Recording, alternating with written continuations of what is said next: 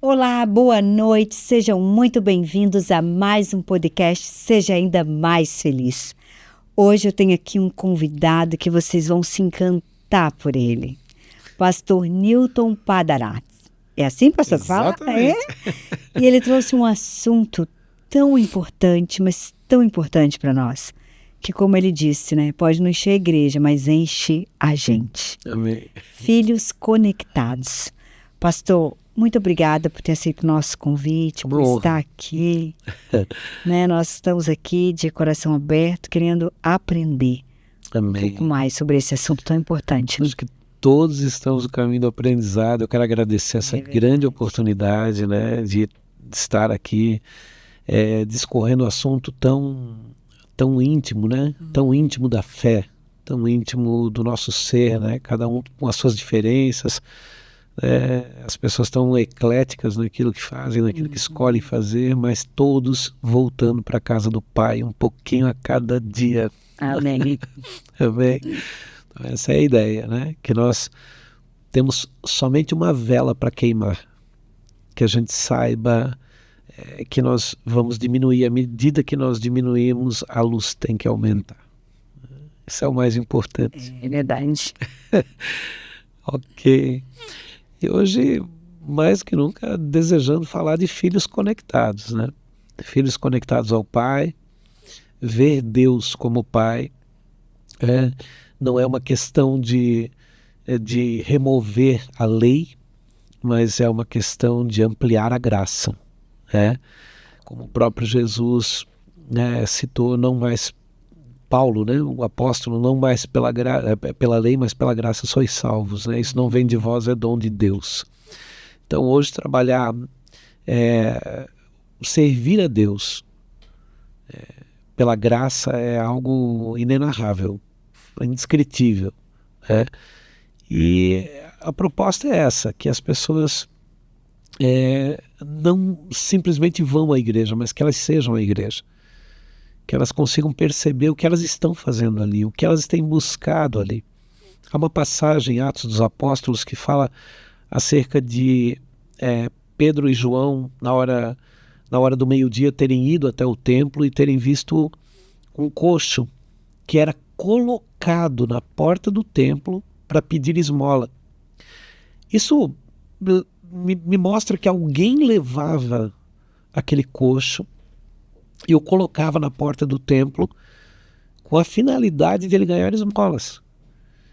E aí Pedro e João subindo, ele olha para eles com as mãos estendidas, já querendo receber alguma coisa, e olhando para as próprias mãos para ver o que cairia, ao ponto que Pedro teve que chamar a atenção dele, dizendo: olhe para nós, tire os olhos das tuas mãos, né? Olhe para nós. E quando ele eleva os olhos e olha para Pedro, Pedro diz, né, não temos ouro nem prata, mas o que nós temos nós te damos. Em nome de Jesus Cristo de Nazaré, levanta e anda. Sabe, as pessoas, eu vejo entre apresentar Jesus e representar Jesus. Muitas pessoas nos levam para a igreja, mas com a finalidade de que nós venhamos a ganhar coisas, prosperar, mudar de vida, mas não de ser transformados. E as pessoas que nos levam para a igreja nem sempre permanecem na igreja. A título disso, na Bíblia, nós vimos João Batista, quando ele vê Jesus sair da água, ser batizado, ele diz: eis o Cordeiro de Deus que tira o pecado do mundo, a ele deveis seguir e não mais a mim. Maravilhoso, ele apresentou Jesus, só que depois ele foi preso. E agora, na cadeia, na masmorra, ele sabia que ele ia perder a cabeça. Aí ele pega 2 discípulos novamente e diz: ide a ele e perguntai se é ele mesmo que deveria vir ou se devemos esperar outro. Entrou dúvida no coração, porque agora ele não está mais tendo que apresentar Jesus, ele tem que representá-lo com a sua própria morte. E quando esses discípulos chegam a Jesus, Jesus ele não responde de imediato. A Bíblia diz que Jesus curou no mesmo instante muitos cegos, aleijados, surdos, mudos. E virando-se para os discípulos disse: ide e dizei a João, os cegos veem, os surdos ouvem, os aleijados andam, e aos pobres é pregado o evangelho do reino. Jesus estava dizendo: olha, faz primeiro, fala depois, mas diz para João que ele vai perder a cabeça sim, mas por uma boa causa. É só para me representar. e não só para me apresentar. Então, chega um ponto que a gente só está apresentando Jesus para as pessoas e, na maioria das vezes, não estamos representando com a própria vida. As pessoas podem até ouvir a gente falar, mas elas vão imitar atitudes. Por isso eu sou muito focado até em Atos dos Apóstolos, que são as atitudes que os apóstolos tiveram após caminhar com Cristo. O que eu vou fazer com o entendimento que me foi dado? Essa é a grande questão. Entende? Então a gente está... não é uma questão... E quem mais é dado, mais será cobrado. Então, eu tenho uma frasezinha que a gente diz no altar que assusta um pouquinho. Diz assim, o pessoal diz, quanto mais eu sei e menos eu pratico, pior eu fico. É a grande verdade. Porque ninguém será cobrado por aquilo que não sabe. Nós seremos cobrados exatamente por aquilo que sabemos. Uma certa feita, uma pessoa veio e perguntou para mim, sua mãe era evangélica, orou por você? Eu disse, não, me converti anos depois. Né? Conheci Jesus por um ato até muito engraçado. Tinha um amigo meu, nós tínhamos vícios, né? Eu bebida e ele cocaína. Nossa, mãe. Pois é. E aí ele me levou para a igreja. Quero ir para a igreja. Ele falou, queria ir na igreja, mas eu não quero ir sozinho, né? Entrar lá no meio dos crentes e tal, precisava de mais alguém. Ele queria ir para a igreja? Ele queria ir para a igreja. Eu não queria. Aí eu falei para ele, cara, eu não vou entrar no meio desses crentes aí, tô fora. Eu não quero isso não. Ele falou, não, vamos lá, me ajuda e tal. Pô, tô na cocaína, queria soltar esse negócio, largar. Eu disse, então, vamos lá. Vocês vão entrar lá, mas... Parceiro é parceiro, né? Parceiro é parceiro, né? Os dois estão contaminados mesmo, né? Vamos... E quando nós entramos, eu logo fui pego por uma canção, né? Porque ele vive, posso crer no amanhã. Aquilo me pegou e mudou completamente a minha vida. Ele ficou, acho que uma meia hora comigo lá e falou, cara, isso aqui é coisa de doido, eu tô indo embora. Eu falei, eu vou ficar. Olha. Então eu aprendo que quando Deus quer te levar para Ele, Ele vai usar todas as pessoas possíveis à tua volta para fazer o que tem de ser feito. Passados alguns anos, eu procurei, né, e me encostei nele e fomos conversando e aquilo tudo foi sendo renovado. Ele largou completamente tudo que ele fazia. Hoje é um grande amigo meu, está lá no Rio Grande do Norte. A gente se ama mesmo em Cristo Jesus, sabe? E eu nunca esqueci do Joaquim, meu grande amigo Joaquim, que foi quem fez essa primeira busca e me levou. Eu era só o pneu step, mas acabei rodando mais do que ele. Olha. Bacana, né? Quando Deus faz. Tremendo. É muito bacana, não só como, né? Mas não só ele fazer, mas a forma como ele faz é tremenda, né? Exatamente. E quando eu falo de conexão, sabe, assim, tem algo que eu discorro muitas vezes na igreja acerca de perdão. Veja bem, nós fomos ensinados por Jesus Cristo a não ver mais Deus, mas ver um Pai. Ele veio para nos apresentar o Pai. Até Jesus vir à Terra, nenhum espírito manifestou. Não havia nenhuma possessão manifestada que pudesse ser liberta.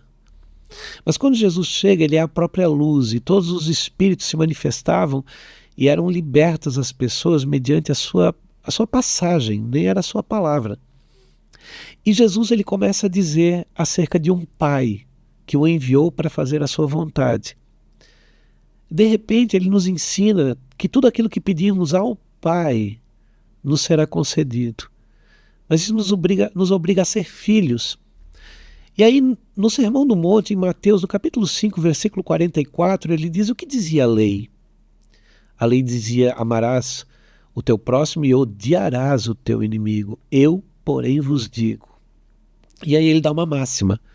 Amai os vossos inimigos, os que vos perseguem, vos caluniam, vos maldizem, para que sejais filhos do vosso Pai Celeste, porque Ele faz vir o sol sobre bons e maus e a chuva sobre justos e injustos. Então quando ele me fala isso, ele diz, opa, peraí, eu parei naquele texto e falei, há uma forma de eu me tornar filho e tudo o que eu pedir ao Pai, Ele vai me conceder. Isso não data de carro, casa, terreno, dinheiro. Esse tudo Tudo que você precisa. Né? Entra na compreensão do filho. O filho, quando conhece o pai, ele sabe que não são mais coisas materiais, essas coisas te serão acrescentadas. Uhum. Ele sabe que a busca é por algo espiritual, é um acréscimo espiritual. E aí eu comecei a ver essa situação e entrei num pleito com Jesus muito forte.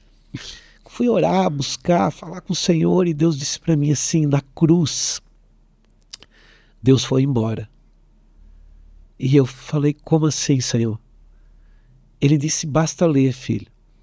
Eu estava na cruz, até aquele momento eu estava na lei, eu estava cumprindo a lei. Quando eu gritei, Eli, Eli, lama sabachthani, que quer dizer, Deus meu, por que me abandonaste? A pessoa da lei, o Deus, a divindade cultuada, ela virou as costas para mim e saiu. Mas a minha próxima fala foi, Pai, em tuas mãos entrego o meu espírito. Ele disse a pessoa do relacionamento, do amor, do carinho, do perdão, da próxima oportunidade havia chegado. Então naquele momento ele disse, nós deixamos de cultuar um Deus, uma divindade, porque a ideia é que as pessoas parem de trancar Deus no ambiente, para quando as coisas ficam ruins, elas voltem, abram a porta e acendam 2 velas para ele fazer a sua vontade. A ideia é que as pessoas levem Cristo para aquele lugar, cultuem ele e levem de volta para suas casas. Cristo em mim, esperança da glória. Eu tenho que entender que ele não está num lugar, ele está em mim.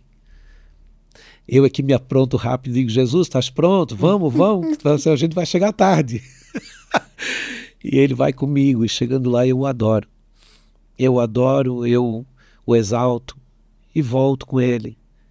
E aí, ele sabendo que eu não quero mais nada, só ele vai me dar todas as coisas. Tudo aquilo do qual eu for livre e eu puder ter, eu terei. Porque ele não pode me aprisionar em coisas que vão tirar a sua glória. Ele não divide a sua glória com ninguém. Maravilhoso isso. É maravilhoso. É uma conexão. Então deixa de ser uma religião. Muitas pessoas...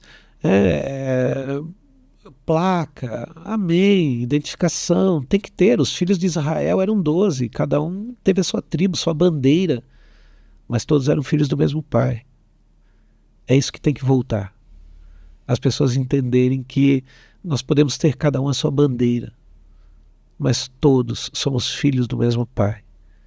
E se a gente não tem essa identidade de filho, a gente vai jogar um irmão na cova. Mas a gente não se dá conta que ele pode virar governador. E a gente tem que comer na mão dele amanhã. Então o nosso Deus, ele é muito leal, ele é muito fiel. E ele tem ensinado isso nos últimos dias. Eu acredito, Daisy, de todo o meu coração, que Deus vai promover algo que ele prometeu, dizendo, não haverá mais necessidade que alguém ensine, dizendo, conhece o Senhor, mas todos me conhecerão, do menor ao maior. Eu imprimirei as minhas leis nos seus corações e nas suas mentes, e nunca mais haverá alguém que ensine o seu próximo. Eu acredito no acordar, num de repente, que Deus vai ter tanta misericórdia, que ele vai imprimir a lei, e nós vamos, de um abrir de olhos, dizer, meu Deus, eu leio a Bíblia e entendo. Eu vi a letra atrás da letra. Tem algo aqui, sabe? Eu não vou ter que fazer meu esboço para ir pregar. Aquilo vai saltar de dentro de ele. Diz, aquele que crer em mim, do seu interior fluirão rios de águas vivas. Então eu acredito nisso. E sabe, e é uma pena que as igrejas ainda sejam locais de busca por coisas terrenas. Que eles ainda não tenham visto que ali é um lugar de renúncia, é um lugar de perda, de deixar, de morrer. Como Jesus, quando foi visitado pelos gregos, né? André e Filipe vieram e disseram, os gregos estão aí, querem te ver. Ele falou assim, olha, se um grão de trigo caindo na terra não morrer, ele fica só. Mas se morrer, dá muito fruto. Jesus estava dizendo assim, a intelectualidade da Grécia tem que cair por terra e eles têm que aceitar a simplicidade da vida e da morte, do nascer e da eternidade. Sabe, Jesus estava dizendo com palavras que só a Grécia entenderia. Só os filósofos. Eu quero acreditar que estava ali Platão, Sócrates, aquela galera ali sentada dizendo, uau, cara, viu o que ele falou? A gente tem que morrer. Muito bom isso. Muito bom isso. E a gente tem que morrer todo dia, né, na verdade. Todo dia. É o esforço. Ah, pastor, o senhor é perfeito? Claro que não. Claro que não. A gente está buscando, né? A Bíblia diz que a oração do justo tem muito efeito, muita eficácia, né? Eu estou procurando esse justo, para ver se ele ora por mim, né? E ver se dá tudo certo, né? Amém. Porque nós sabemos que não nos justificamos a nós mesmos, né? Somos humanos, somos uma poeira que aparece e logo se desvanece. E só que pensar muito de si mesmo pode ser um pecado, mas pensar nada de si também é uma afronta à criação. Porque Deus disse assim, porque eu sou santo, vós sereis santos, né? Sede santo porque eu sou santo, né? Essa é a frase, né? Então, Jesus nunca minimizou a gente, né? Jeremias disse, não sei falar, sou como criança, e Deus falou, não digas não sei falar, né? Porque eu colocaria as palavras da tua boca, e o que eu quiser tu dirás. Moisés disse, eu sou de fala pesada, né? Deus disse, não tem problema, eu arrumo Arão aí para ti, né? Mas eu vou falar contigo.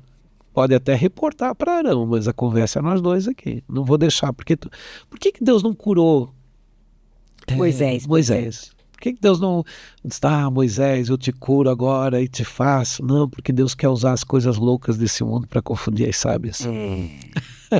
Se ele cura Moisés e dá uma retórica para Moisés, perdi o brilho da simplicidade de Deus e dos seus milagres, dos seus feitos. Um homem que talvez foi gago, talvez fanho, talvez de fala pesada, talvez um homem matuto que falava de uma forma difícil. Ele estava ali para libertar um povo e para recomeçar com Deus. Então eu acredito nisso. É o que eu digo, né? A forma como Deus faz é... Exatamente. E é cada um de uma forma, né? Não tem uma receita, uma...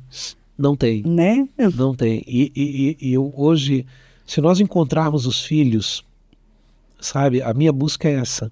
Nós não estamos mais... Eu comecei querendo encher a igreja, Deise. Eu queria encher a igreja. Todo mundo queria ser uma igreja grande, linda. Mas um dia em oração Deus falou, você vai conseguir cuidar de todo mundo? Porque a diferença entre ser um pastor e um pregador é muito grande. Há pastores que não pregam, mas apacentam. Há pregadores que não apacentam, mas pregam. Então eu preciso diferenciar essas duas pessoas para que o efeito correto aconteça na vida das pessoas que ouvem. Se eu somente pregar na alma delas, eu posso até libertá-las por um momento. Mas se eu não der tempo de qualidade para elas, se eu não quiser ouvi-las, se eu não quiser sentar com elas, sabe? Eu não vou apacentá-las, eu só vou pregar na vida delas. Elas vão continuar tão solitárias quanto. Talvez elas voltem ao erro de forma ainda a acrescentar outros 7 espíritos piores pior do que aquele que já estava. Então eu tenho que ter todo um cuidado de não somente querer dar uma mensagem para ficar na mídia, para todo mundo ver, uau, meu, que palavra. Mas o que eu faço depois com essas vidas? Porque a responsabilidade é muito grande. São almas que Deus trouxe.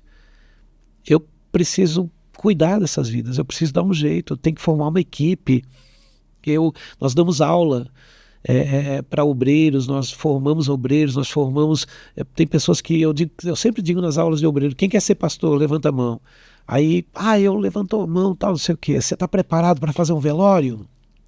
Aí o camarada dá uma olhada assim, com aquele olho brilhando, às vezes balança a cabeça que sim. Digo, tá preparado para ir no hospital orar por uma criança que nasceu sem o céu da boca? Quer ir no orfanato? Vamos no asilo, vamos na cadeia? Não, então você não quer ser pastor, você quer ser um pregador. Porque há uma diferença muito grande. Com certeza. E pregadores, o mundo está cheio de A pessoas. internet que diga, né? Meu Deus, querem um microfone, querem uma oportunidade, né? Querem aparecer, querem ir para a mídia. E não é essa a ideia. A ideia é que eu faça no secreto algo muito maior do que eu faço publicamente, sabe? O que eu faço para Deus grita muito mais alto do que o que eu digo para Ele. Eu preciso de atitude. Deus está atrás de atitude. E eu descobri algo tão tremendo, porque Ele diz assim, aquele que está sujo, suje-se mais. Aquele que está limpo, limpe-se ainda. O mal continua a fazer maldade, o bom, bondade. Eis que venho sem demora, e trago comigo o meu galardão para dar a cada um segundo as suas obras. Quando ele fala essa frase em Apocalipse 22, a partir do versículo 10, e quando ele fala essa frase, eu fico perguntando, mas não teria a chance do sujo se limpar? Ele diz, o sujo, suje-se ainda. E aí ele me levou à lembrança, quando eu orei, ele me levou à lembrança de um texto que diz, naquele dia muitos dirão, Senhor, Senhor, em teu nome Expulsei demônios, libertamos pessoas, oramos, profetizamos, e ele vai dizer, não vos conheço, apartai-vos de mim, vós que praticais a iniquidade. Então ele falou assim para mim, filho, as pessoas que vão trazer para mim, em teu nome fizemos isso ou aquilo, estão apresentando o quê? Eu falei, obras. Ele falou, ok. E quando eu digo apartai-vos de mim, vós que praticais a iniquidade, o que eu estou dizendo? Que as iniquidades cancelam as obras. Ele disse, por isso eu digo lá no final em Apocalipse, não tente limpar a sujeira do seu pecado com obras. Sujo que não quer parar de pecar, suje-se ainda, não faça obras porque isso não vai te justificar. Imundo que não quer parar de fazer coisas erradas, não tente fazer obras para justificar a sua salvação, porque naquele dia eu vou lembrar das tuas iniquidades, mas vou contabilizar as tuas obras. Eu aprendi que o dia do juízo não é um culto para aceitar Jesus. Teria que ter feito antes. Teria que ter feito antes, né? Como já está escrito também sobre o rico e o Lázaro, né? Que fala que ele diz, pai Abraão, envia Lázaro à minha casa paterna, tenho 5 irmãos para que não venham parar nesse lugar de tormento, né? E aí o pai Abraão diz assim, eles têm os profetas que os ouçam. Ou seja, o tempo é agora. E tanto é que o texto que está em Lamentações diz, as misericórdias do Senhor se renovam a cada manhã, e este é o motivo de não sermos consumidos. Está dizendo algo tremendo, diz assim, olha, misericórdia é para a terra, no julgamento eu não posso usar dela. Por quê? Porque ainda que nós sejamos infiéis, ele permanece fiel, porque não pode negar-se a si mesmo. Então naquele dia nem um tio, nem um jota da sua palavra será mudado. Ele vai julgar cada um segundo suas obras, mas de olho nas iniquidades, para que a pessoa não venha fazer obras e continue na iniquidade achando que as obras serão superiores. Não. As obras serão afogadas pela iniquidade. Então tem muita coisa para discorrer com o filho. A gente precisa achar os filhos que abram mão de si mesmo, que neguem-se a si mesmo, que tomem a sua cruz e que sigam Jesus. Tá? As 3 fases do Evangelho. Vinde a mim, vinde após mim e ide. É que é maravilhoso. Aí todo mundo já quer começar pelo id. Traz para frente. Porque o id é top. O id é eu na tela, né? Eu na tela. Eu na tela. E não dá. Eu preciso do vinde a mim. E quando eu vou a ele, é tão legal que ele não deixa eu lançar o fardo meu sem pegar o dele. Ele diz, tomai de mim o meu jugo, porque o meu fardo é leve e o meu jugo é suave. Então ele diz, ele vai me dar um fardo, mas ele mandou eu largar o meu, que o teu era do mundo, mas o meu, ele está dizendo assim, olha, ele leva a gente de volta.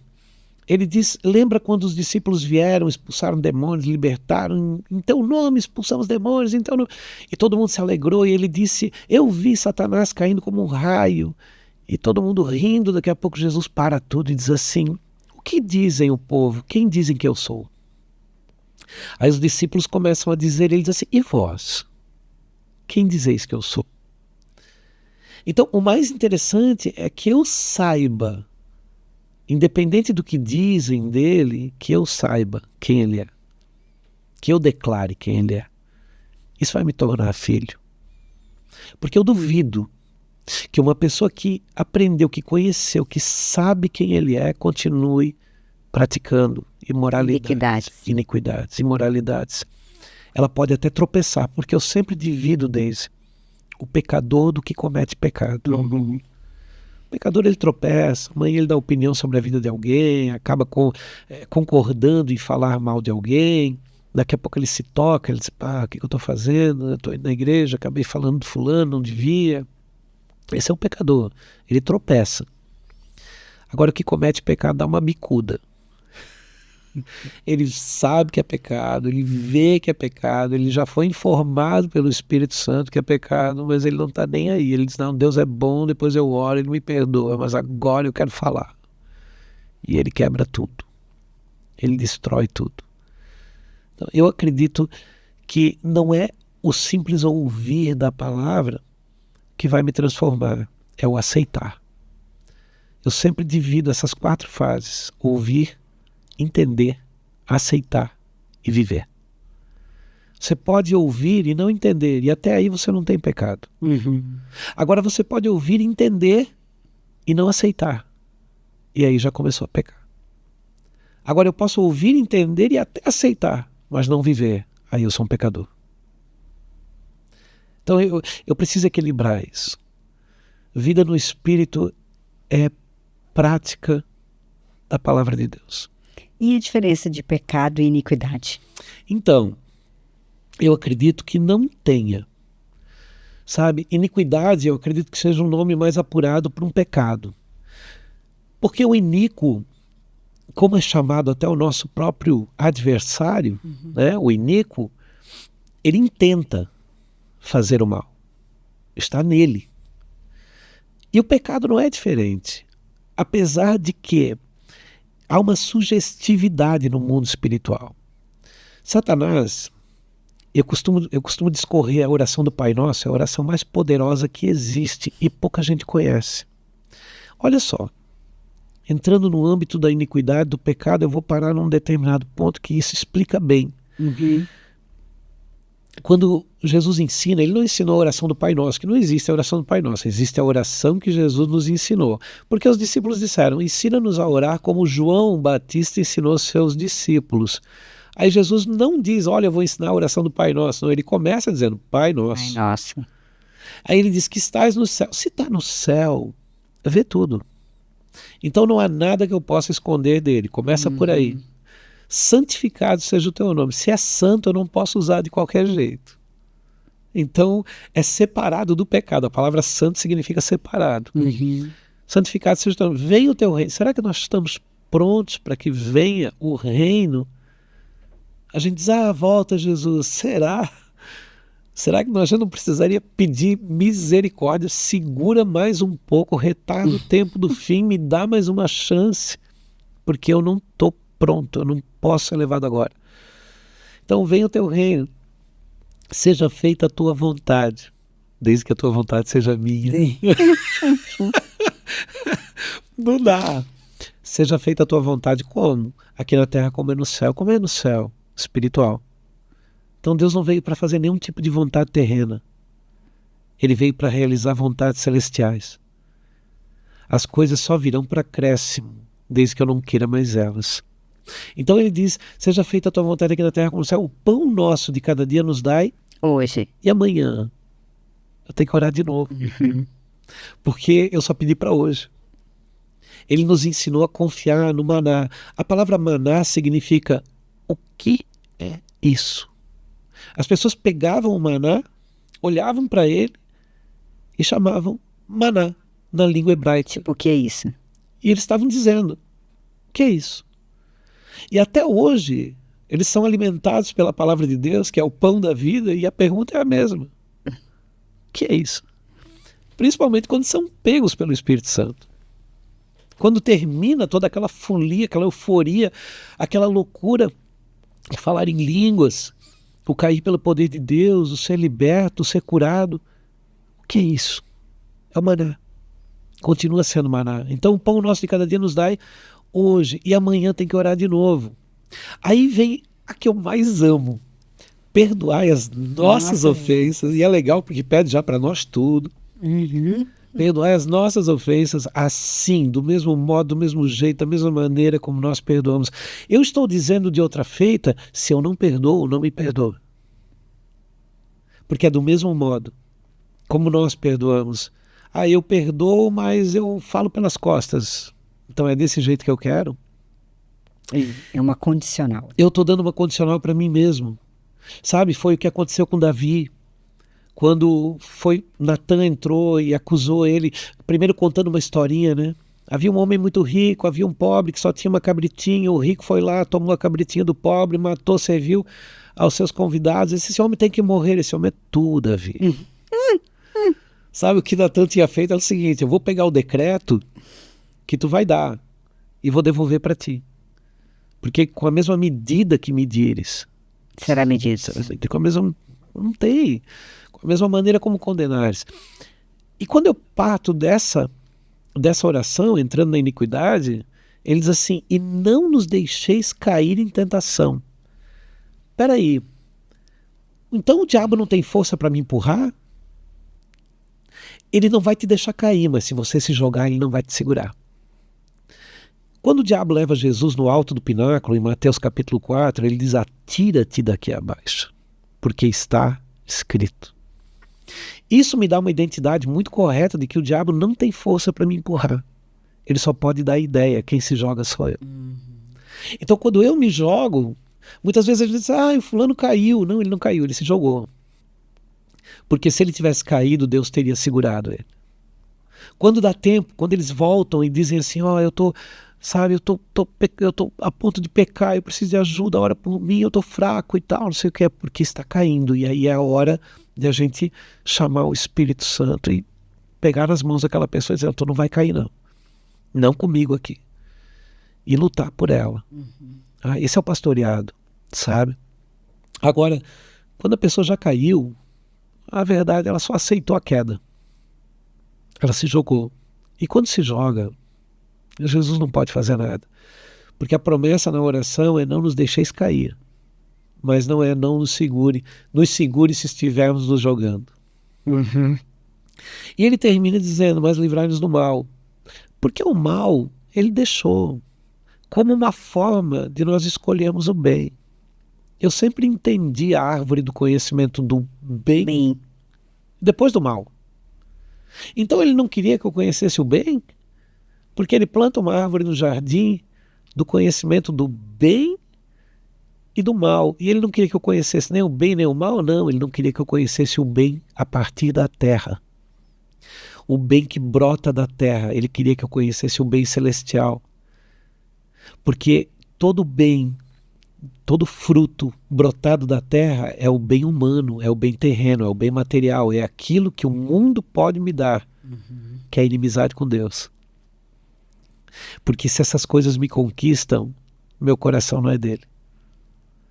Sabe, essa era a ideia de Deus, deixar um livre-arbítrio, mas com entendimento. Ele não lançou uma árvore ali e ficou torcendo, tomara que não coma, tomara que não coma. Não, ele chamou o homem e falou, não come. Ele instruiu. E o homem disse, não, fechamos juntos, Senhor. E é tão legal que naquele dia, sabe, Adão ouvia Deus dentro.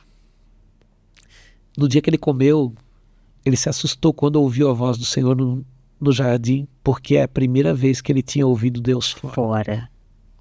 Ele nunca tinha ouvido. Ele se apavorou com aquela voz e correu para trás de uma árvore, ele e a mulher. E ele só sentiu medo. A Bíblia diz que ele disse para Deus, tive medo, porque eu ouvi tua voz no jardim. Deus disse, tu comeste da árvore. Quem te disse que estás nu? A quem tu estás escutando agora?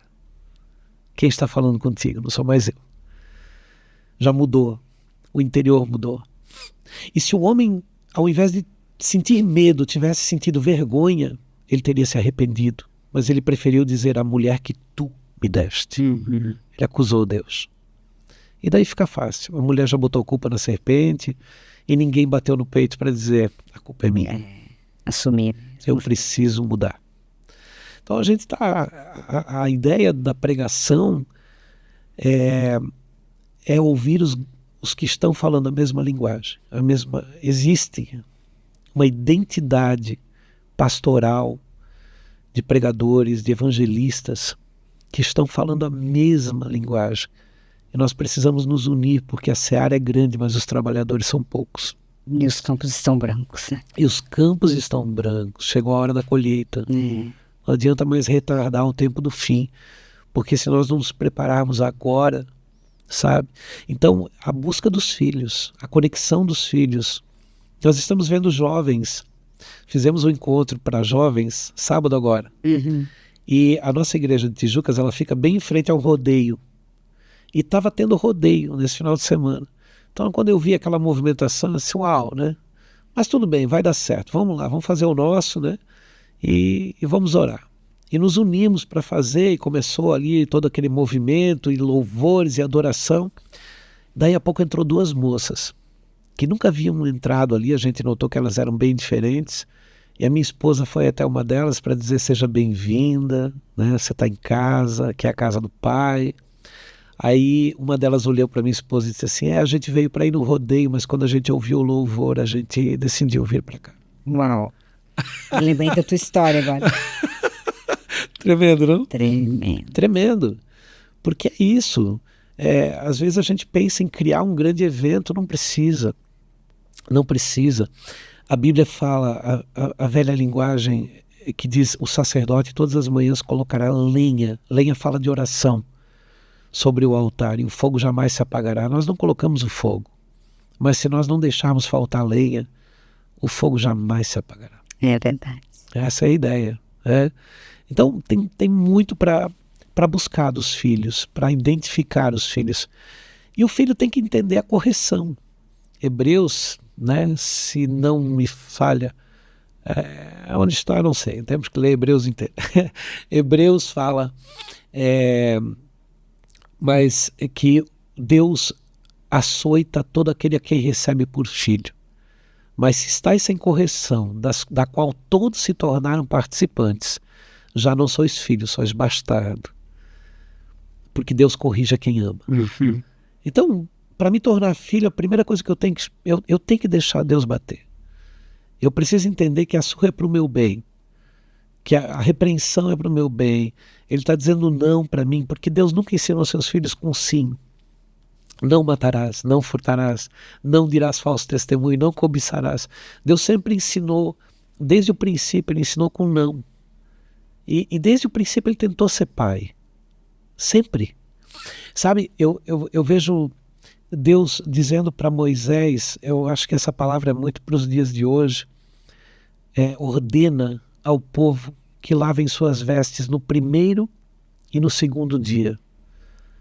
O Judas vai dizer que um dia para Deus é como 1000 anos. Então, primeiro dia e segundo dia é primeiro e segundo milênio. Ele diz, porque ao terceiro dia descerei diante deles e falarei com eles. No terceiro milênio, no caso. Terceiro milênio. Então, só que daí a gente diz assim, então é quando fizer 3000 anos? Não. A promessa de Jesus voltar começou quando ele tinha 30 anos. Ele começou a dizer, eu voltarei, eu voltarei, voltarei, voltarei. Ele tinha 30, 31, 32, 33 anos. Entrou a promessa. A partir da promessa, eu preciso contar o tempo. O dia eu não sei. Mas o tempo eu sei. Então, passou o primeiro milênio, 1000 anos. Passou o segundo milênio, 2000 anos. Nós estamos a 24 dias do terceiro milênio. 24 dias. Um dia para Deus é como 1000 anos. Eu preciso contabilizar de forma diferente. Quando Jesus fez 30 anos, é que ele começou a fazer a promessa. Então, 2030 é a viração para o terceiro dia. A partir daí, a qualquer hora. A qualquer dia. Porque a promessa dele sempre foi, descerei do monte ao terceiro dia, ressuscitarei ao terceiro dia, reconstruirei o templo ao terceiro dia. Ele sempre falou do terceiro dia, ele deixou tudo muito claro. E ele é tão ele é tão fiel à sua palavra que ele morre supostamente numa sexta, numa quinta ele é preso, numa sexta ele é crucificado e morre. No sábado ele cumpre a lei, ele descansa de toda a sua obra. Ele fica no sepulcro. É o dia do descanso, é o sabate, ele não faz nada. Uhum. No domingo de manhã, ele entra para conversar com os 2 discípulos que iam no caminho de Emaús, Cleopas e mais um. Ele já está fazendo a obra de novo. É a madrugada do 3º dia. Então, essa coerência de encontrar Jesus de novo na mesa. Ele parte indo para a mesa com os discípulos, lavando os pés e partindo um pão. Hoje ele pede que a gente reparta o que foi partido. Ele partiu um pão, ele diz, fazer isso em memória de mim. Uhum. Eu preciso repartir. E a gente está tão cheio de palavra, e às vezes a gente diz assim, mas eu não vou falar com meu cunhado, porque vocês já me conhecem, não vou falar com meu tio, meu primo, meu irmão, porque é do seio da família. Nós mudamos isso. Todos os nossos parentes ouviram a palavra de Deus. Todos. Hoje, quando tem, mesmo os que ainda estão vivendo comunamente, sem ir para igrejas ou se tornando evangélicos ou cristãos, quando a gente se encontra na casa de um deles, por um momento de aniversário, Natal ou alguma coisa assim, é sempre a mesma coisa. O dono da casa, que é um cunhado geralmente, ele diz, Nilton, ora por nós, ora pelo alimento. Eles identificaram em mim, na minha esposa, na minha casa, a conversão que nós sofremos. Nós que andávamos com eles, nós que bebíamos com eles, nós que festávamos com eles, fumávamos cigarro, brincávamos, gritávamos. De repente, passados esses anos todos, eu não falo do tempo que eu sou pastor, que são 14 anos, mas eu falo do tempo de conversão, que já passa de 20, e aí eles identificaram, eles viram, meu Deus, não foi um momento que ele viveu, foi uma realidade. Ele é outra pessoa. Eu conheci esse homem, eu sabia como ele era e eu sei como ele é hoje. Então, há necessidade de que a gente fale pouco, mas mostre muito. E isso é muito difícil hoje. Mas está vindo uma geração, está nascendo uma geração que tem sede, que tem fome, que quer realmente, sabe? Que olham para nós e vibram com os olhos brilhando, sabe? Eu tenho alguns jovens na igreja e eles dizem assim para mim, eles dizem, pastor, como é que tu dá conta? Como é que tu consegue? Né? Como é que tu tá em todos os lugares, tu tá cuidando de tudo, tu não cansa, tu não... Eu digo, querido, eu tô fazendo para Deus. Se eu estivesse fazendo a minha obra, eu estaria muito cansado. Mas eu tô fazendo aquilo para o qual eu fui chamado. Então, ele não me daria uma chama para queimar que eu tivesse que alimentar. É ele quem alimenta. O dia que ele não quiser mais, o dia que eu ofender o espírito, o dia que eu magoar ele, ele vai continuar com outra pessoa, ele não precisa de mim. Sou eu que preciso dele. É. Isso é bom demais, né? É verdade. É bom demais. Eu sou apaixonado por Jesus. É a paz e a alegria que excede todo entendimento. Exatamente. Exatamente. E é muito bom você mostrar para as pessoas que não foi sempre assim. Para as pessoas olharem para você e dizerem, verdade, se você conseguiu, eu também consigo. Uhum.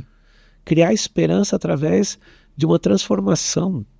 Não pessoas que vêm pronta, né? Eu nasci, não tem nada contra isso, né? Eu fui criado debaixo de banco de igreja, amém por isso. Uhum.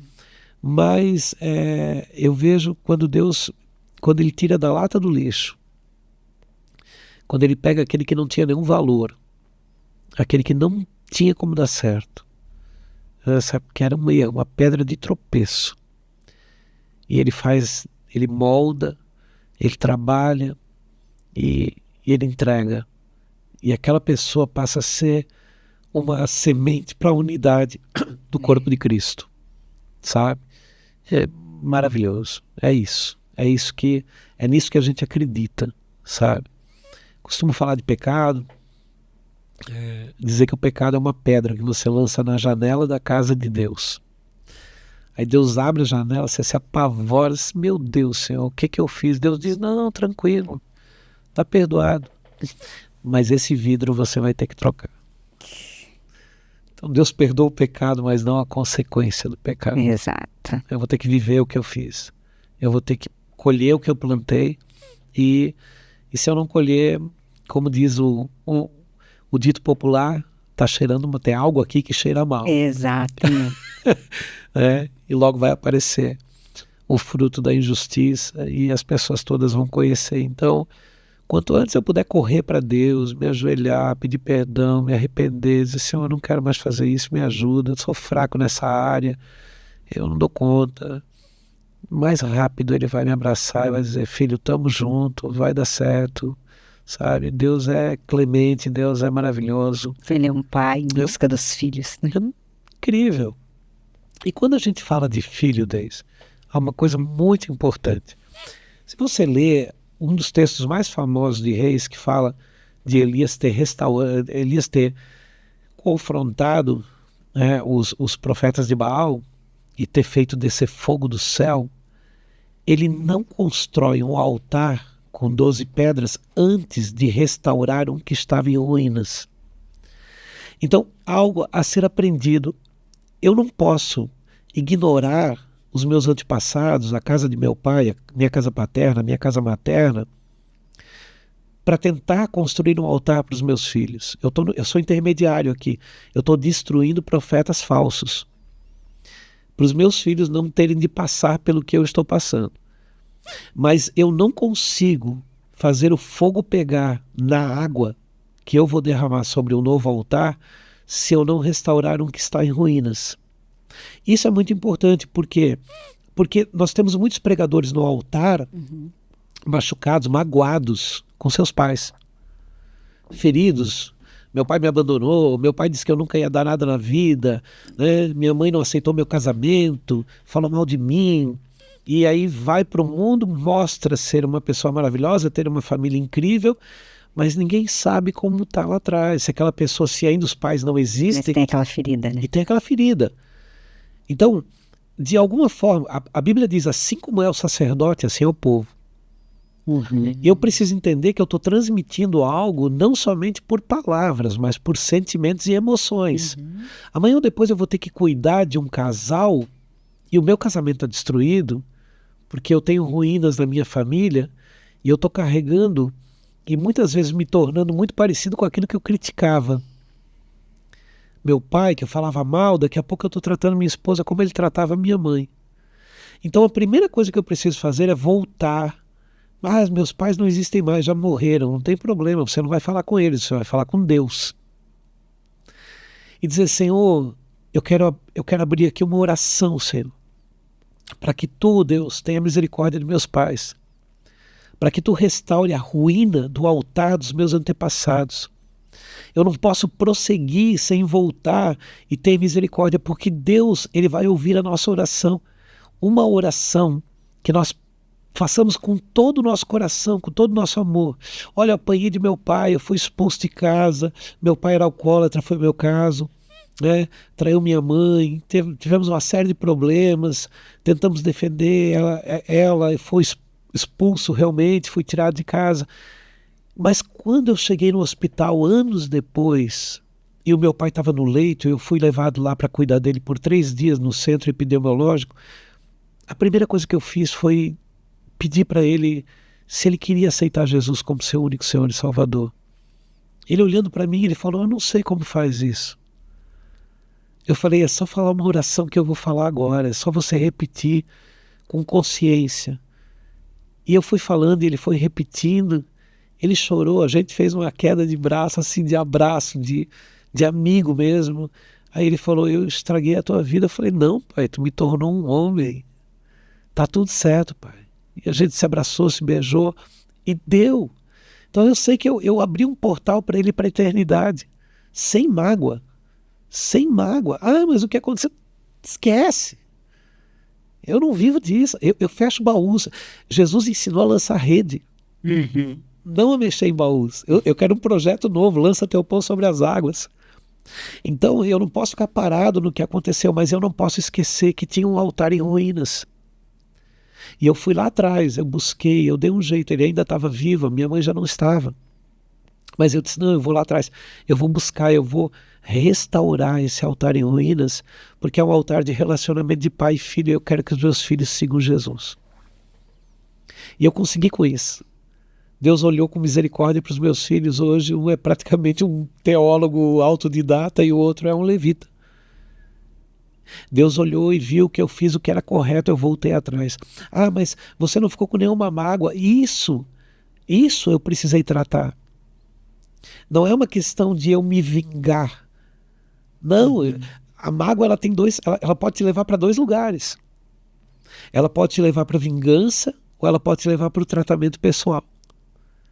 Eu é que escolho. Eu tenho um copo pela metade, ele pode estar meio cheio ou meio vazio. Então, quando eu escolhi usar a mágoa para tratar o meu espírito, a minha alma, o meu eu fiz a escolha mais correta da minha vida. Uau, agora eu consigo perdoar qualquer pessoa. Não importa o que me façam. Me lembro de um dia que a gente entrou naquela cidade, uma cidade muito pequena, cidade de Canelinha, e uma pessoa assim, lá hoje já foi quebrado isso, né? Mas o povo se achava muito dono da cidade. Então, qualquer forasteiro ali era banido. E eu cheguei do nada, já fui botando igreja ali no centro, e as pessoas olhando, dizendo, quem é? De onde veio, né? E um dia uma pessoa se levantou para dizer assim, não, isso aí não é de Deus não, cuidado, esse homem é do demônio, esse homem ele prega coisas que não estão na Bíblia, ele usa o texto, mas o contexto e o pretexto é diferente e tal, e tal, e tal. E aí vieram me trazer isso, vieram uma comunidade, pastor, fulano de tal falou de ti, disse que tu é isso, que tu é aquilo. Eu peguei e disse, faz uma roda aqui, vamos fazer uma roda aqui, faz uma roda. Vamos dar as mãos, todo mundo dá as mãos. O que é isso, pastor? Nós vamos orar por essa pessoa. Nós vamos pedir a misericórdia de Deus, vamos pedir o amor de Cristo sobre essa pessoa. Essa pessoa está em fel de amargura. Ela precisa do nosso carinho, da nossa intercessão. Ou vocês aprendem misericórdia, ou vocês vão viver levando fofoca de um lugar para o outro, e Deus odeia, a sua alma abomina irmão que faz contenda entre irmãos. Então quebra isso aqui. Essa pessoa vai vir para nós vamos abraçar, E isso aconteceu. Com certeza. Anos depois a pessoa veio, congrega conosco, nos abraça. Que lindo. Só, pastor, não te conhecia, né? Esquece isso. Agora não te conheço só de ouvir falar, os meus olhos te veem. É verdade. Dessa forma, sabe? Eu acredito nessa mudança, eu acredito nessa conversão. Conversão é mais do que entender a palavra. É poder viver por ela. É realmente abrir mão de tudo que pode ser importante para nós. É acreditar que Jesus Cristo quer que a gente realmente seja salvo. A Bíblia diz que ele retarda o tempo do fim, para que alguns ainda se salvem. Você já pensou Deus segurando, trancando o Apocalipse, ele segurando o feito de todas as coisas, né? Agora não deixando que Netanyahu lance realmente agora uma bomba contra o Irã, segurando a terceira guerra, segurando tudo que pode acontecer, dizendo, não, só mais um pouquinho, tem mais um aí para aceitar Jesus domingo, lá naquela igreja lá de Balneário, sabe? Tem mais um que vai me receber. Isso também tem uma confusão muito grande, né, Deise? É verdade. Aceitar Jesus, eu posso? Não posso. Nem é bíblico. As pessoas dizem, não, aceitar Jesus, não é aceitar. Negar Jesus tem um preço. Mas João Batista ensinou algo diferente, receber. Quando ele diz assim, e a todos quantos o receberam, os fez que fossem chamados filhos de Deus. Então eu não posso aceitá-lo, mas eu posso recebê-lo. E eu explicava isso na igreja, eu disse, querido, quando você vem para frente, você recebe Jesus. Quando você vai para o batismo, ele te aceita. O céu se abre e ele diz, esse é meu filho amado em quem minha alma se compraz. E a partir daí, o diabo não te toca. Podes até ir para o deserto, mas ele não te pega. As pessoas olharam e disseram, uau, eu disse, o aceitar não é nosso, é dele. O receber é nosso. A gente tem áreas distintas que a gente precisa trabalhar com entendimento. E é isso que Deus me deu. Eu ganhei isso do Senhor, Deise. Eu sou um ex-espírita. Eu sou ex-kardecista. Eu vivi muitos anos aprisionado ao espiritismo. Meus bisavós eram pais de santo. Minha avó era mãe de santo. Meus pais consultavam cartomancia. Não faziam nada sem ir lá, levar um pacote de macarrão, R$ 10, e jogar os búzios, jogar as cartas para ver se compra, se não compra, se vende, se não vende. A gente nasceu, a gente cresceu no meio disso. Indo com a mãe domingo de manhã para a igreja católica e durante a semana indo na macumbeira, né, para ver se dava tudo certo. Eu me tornei kardecista, espírita kardecista, e fui atuar. Eu costumo dizer que eu até entendo, mas hoje seria cruel da minha parte dizer eu respeito, porque eu entendo as pessoas que ali estão e eu acho que elas carecem da nossa atenção.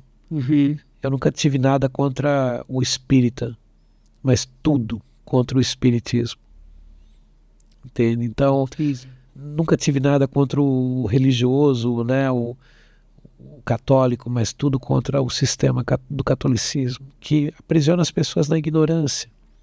Porque ao invés de dar um folheto, não dão a Bíblia todo domingo?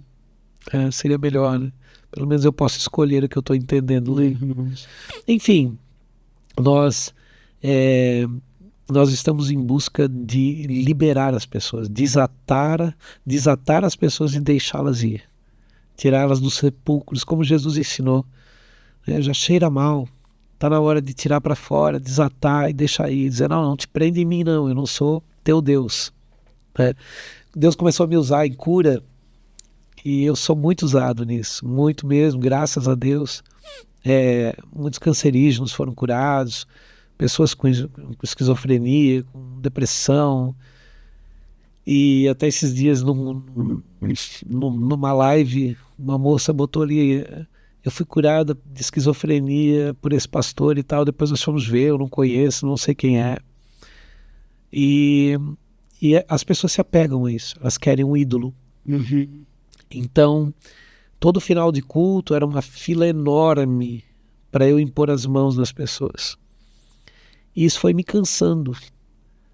Deus usava, Deus usava em profecia, Deus curava, Deus libertava, pessoas caíam endemoniadas. Mas isso foi me cansando. E eu pedi para Deus, encerra isso, Senhor. Eu não quero mais isso, eu virei o Deus delas. Eu estou ocupando teu lugar. Desde isso é tão grave, em Timóteo, capítulo 5, versículo 22, se eu não me engano. Está escrito, capítulo 5, versículo 22. Assim, há um só Deus e um só mediador entre Deus e os homens, Jesus Cristo, homem. A palavra homem, atrás do nome Jesus Cristo, ela está ali para que nenhum outro homem entre e substitua ele na Trindade. Há somente uma forma de você conversar com Deus, é se Jesus mediar a tua oração. Por isso, tudo que eu falo para Deus Pai é em nome de Jesus. Caso contrário, Ele não me ouve. Porque eu preciso nomear Jesus o meu mediador. Eu te nomeio, Jesus. Tu és o meu mediador. Em teu nome eu quero isso, e peço perdão por isso. E aí Jesus media a minha oração através do Santo Espírito, porque não sabemos orar como convém. Conveniente tem de ser a oração, não prática. E eu preciso da conveniência da oração. Me convém pedir um carro? Me convém pedir um terreno? Me convém pedir um casamento? Me convém? Não convém? Ele sabe de tudo que eu necessito antes de pedir. Então, há 3 fases da oração que eu preciso cumprir. Às vezes só 2. A primeira, adorá-lo. Dizer para ele que eu sei quem ele é. Tu és grande, Senhor, Criador do céu e da terra, Senhor de tudo que há, meu amigo, meu Pai. E aí eu vou enaltecendo ele. E o meu coração vai limpando, vai abrindo. Sabe? A segunda fase é agradecer. Saber ser grato, a gratidão abre portas sem fim. E eu começo a dizer obrigado, Senhor, acordei, mais uma oportunidade.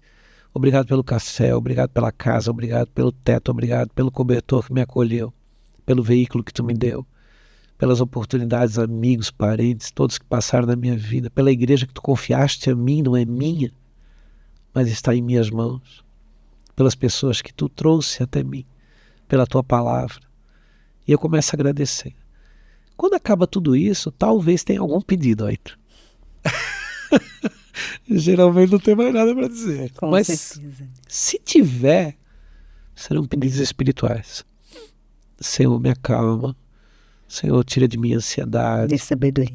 Me dá sabedoria, me dá a mente de Cristo. A mente de Cristo. Eu preciso. O coração de Cristo. Coração de Cristo. Sabe? A partir daí, essa é a verdadeira oração.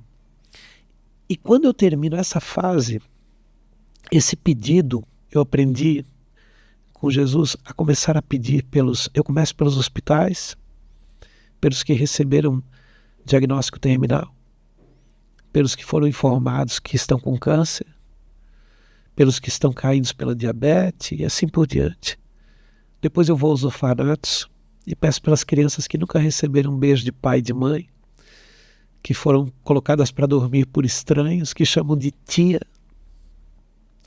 sabe, que não tiveram Natal em família, que não conhecem isso.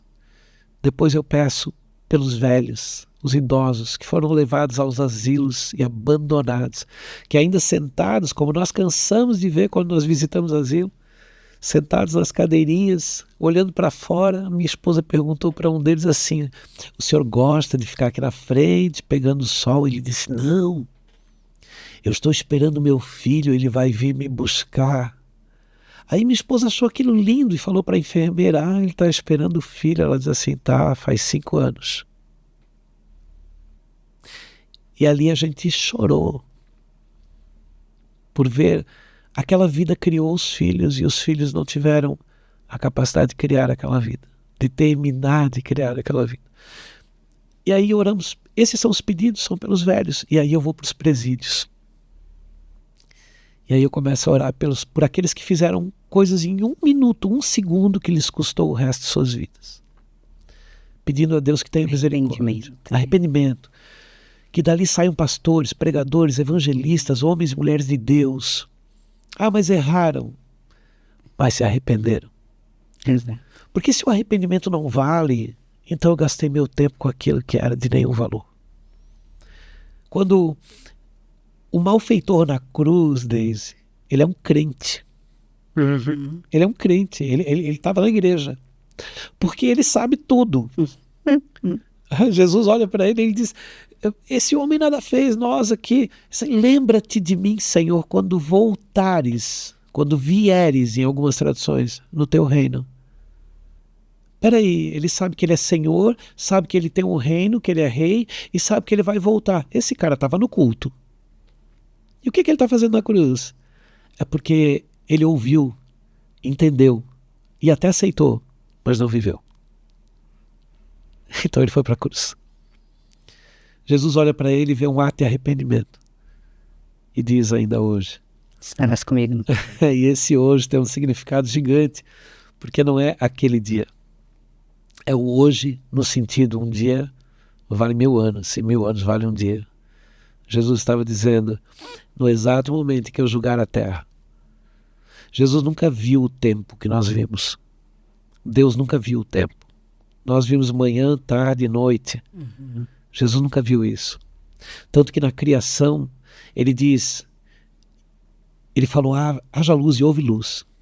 E foi manhã, e foi tarde e manhã o primeiro dia. Tarde e manhã, não seria manhã e tarde? Não.